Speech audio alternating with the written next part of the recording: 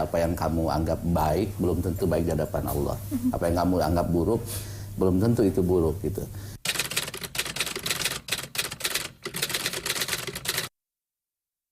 Tidak ingin ya memperalat kampus menjadi ajang persaingan kontestasi politik ya.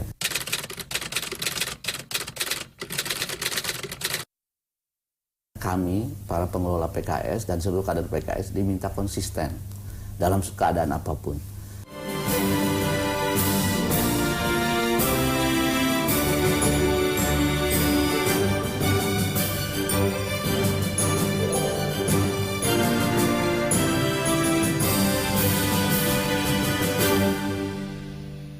Ya, pemirsa, saya sudah bersama dengan Presiden Partai Keadilan Sejahtera. Assalamualaikum, Pak Sohibul Iman. Waalaikumsalam warahmatullahi wabarakatuh. Apa kabar? Baik, baik, alhamdulillah. Ini di bulan Ramadan kegiatannya pasti berbeda dari bulan-bulan biasanya. Ya, apa? Ya begitu ya. Memang karena Ramadan jadi aktivitasnya sedikit switch secara waktu maupun juga volume kegiatan ya.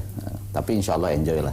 Oke, ini bertemu Anda dapat kesempatan ngobrol yang saya ingat adalah tentang pendidikannya yang begitu menginspirasi. Menghabiskan S1, S2, dan S3 di Jepang. Kenapa sih Jepang memilih Jepang waktu itu?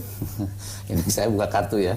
Sebetulnya Jepang bukan pilihan pertama saya. Oke, pilihan pertamanya apa? Dulu saya pilihan pertamanya Inggris, betul. Oke. Itu saya ingin ke Inggris, tapi kuota ke Inggris itu memang sedikit waktu itu beasiswa Pak Habibie ya. Yang terbanyak itu Jepang sama Belanda.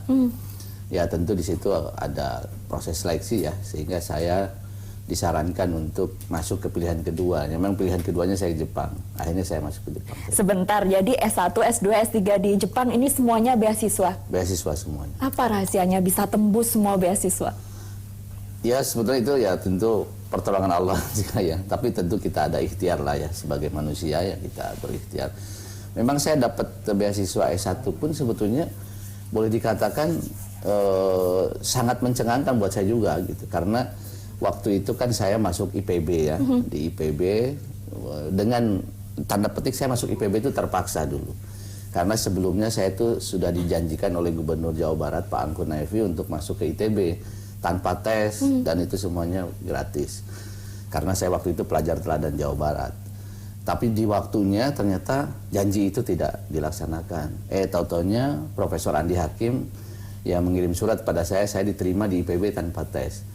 Saya terus terang pada waktu kecewa dan bahkan mungkin banyak yang tidak tahu, saya sakit. Oke, sakit apa? Ya sakit karena shock. Baik. Karena ingin ke ITB, dapatnya di IPB, ditunggu-tunggu nggak ada, ya akhirnya masuknya IPB. Nah, ketika di IPB itulah dalam kondisi saya masih belum stabil gitu ya, tapi tetap saya belajar terus. Ada kawan saya yang dari Jakarta, ya, dia katakan, "Man, ini ada beasiswa ke luar negeri nih, kata mau ikut nggak? Bareng dengan gua," katanya. Terus sama-sama tuh daftar. Dia yang ngajak nggak lulus. Malah yang diajak dapat. Gitu.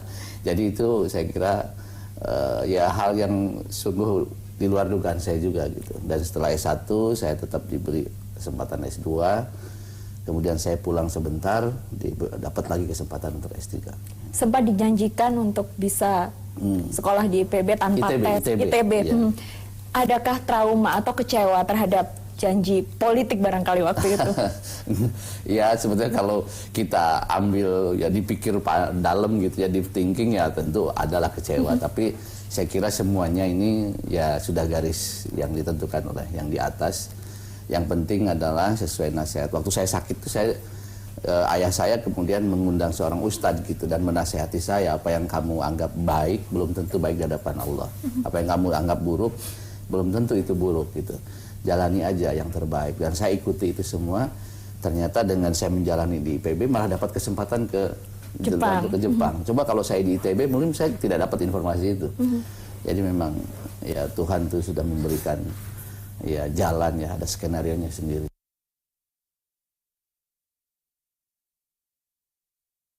Apakah sebenarnya momen kecewa itu yang membuat bangkit dan bisa mengejar pendidikan melanjutkan sampai ke Jepang hingga S3? Boleh jadi ya. Tapi pada dasarnya sih saya memang dari dulu termasuk yang senang belajar gitu. Jadi saya kira Ya senang belajar, ditambah ada satu kejadian yang memompa saya untuk lebih jauh lagi. Senang belajar, kabarnya sejak SD punya prestasi yang luar biasa. Ini cara belajarnya gimana sih waktu itu? Cara belajar sama aja, baca buku aja gitu. Saya baca buku, cuman memang dulu saya punya satu kebiasaan yang kelihatannya ini diturunkan dari kakek saya gitu. Kakek saya dari ibu itu selalu dia bangun itu sebelum subuh ya, 1-2 jam sebelum subuh. Dan saya karena tinggal di rumah kakek, ya oleh kakek itu selalu dibangunkan. Dan di waktu-waktu itulah saya suka belajar.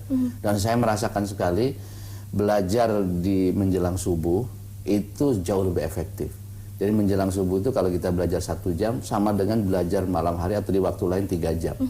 Jadi cepat meresap gitu. Sampai sekarang masih sering baca buku atau apa Iya kalau subuh? baca sih gitu, tapi waktunya ya nggak seperti dulu ya, karena kapan aja gitu. Apalagi dengan era digital sekarang, saya kira ya kita di mana saja bisa baca gitu. Bicara soal era digital, ada banyak sekali metode belajar yang sekarang bisa dilakukan oleh para pelajar zaman now. Kalau diterapkan dengan sistem yang Anda lakukan dulu dan terbukti berprestasi, apakah ini juga masih sesuai? Ya saya kira kalau belajar itu masalah mau baca buku printing maupun digital itu kan masalah perkembangan zamannya saja. Tapi yang terpenting kan adalah semangat pencarian ilmu itu yang paling penting. Jadi dulu ataupun sekarang kalau orang itu punya semangat pencarian ilmu, saya kira hasilnya akan baik ya. Nah terlebih sekarang ini kan cari ilmu mudah sekali. Dulu kita ya satu-satunya sumber ilmu kita buku kan. Pergi ke perpustakaan atau beli buku kan dulu kan. Kalau sekarang kan kita tidak seperti itu pun, dengan membuka smartphone saja kita sudah bisa cari apa saja ya. Bah Google itu sangat luar biasa, Wikipedia juga gitu. Pak, saya mau kepo tentang bagaimana Anda menerapkan pola belajar kepada anak di rumah. Ini seperti apa cara mendidik anak agar belajar dan mungkin sehebat ayahnya? Gimana, pertama saya bersyukur pada Allah Subhanahu Wa Taala, saya melihat anak saya ini sejak kecil ya sudah cerdas dengan sendirinya gitu. Artinya ada kecerdasan yang saya melihat ya Allah berikanlah kepada mereka. Nah yang kedua memang kecerdasan yang diberikan di waktu kecil ini kan akan menjadi tidak ada artinya kalau dia tidak memeliharanya. Nah memeliharanya ya saya berikanlah kebebasan pada anak saya untuk mereka mau belajar apa saja gitu. Nah di sini saya berterima kasih kepada istri saya ya, karena saya lebih banyak di luar. Istri saya lah yang telaten membelikan buku, bahkan istri saya juga yang suka ngajak mereka ke perpustakaan, bahkan perpustakaan kecil sekalipun ya. Istri saya itu jadi anggota perpustakaan Kota Depok, jadi anggota perpustakaan nasional, LIPI. Nah itu dia suka bawa anak-anaknya gitu. Jadi sekarang sebetulnya yang berperan mendidik anak saya bukan saya, tapi istri saya di rumah. Iya.